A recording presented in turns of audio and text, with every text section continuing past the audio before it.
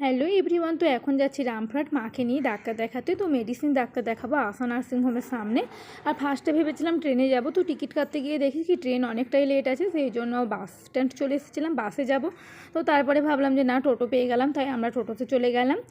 তো টোটো কাকু আমাদেরকে নার্সিংহোমের সামনেই নামিয়ে দিয়েছিলো ডাক্তারখানাতে। তো একবারে মানে রামপুরহাট থেকেও যেতে হয় অনেকটা, ভারসালয় মোড় পেরিয়ে রামপুরহাট হসপিটালের কাছাকাছি।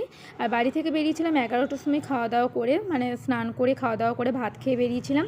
তো তারপরে দেখো এখানে যে রাস্তাটা দেখছো, এদিক দিয়ে তারাপীঠ যাওয়া হয়। তো আমরা বাসে এলে পরে এদিক থেকেই তারাপীঠ যাই, আর বাইকে গেলে পরে আমাদের বাড়ির দিকে একটা রাস্তা আছে, ওই দিক থেকে যাই। তারপরে ডাক্তার দেখানো হয়ে গেছে, প্রায় এখন 2-2:30 বাজে।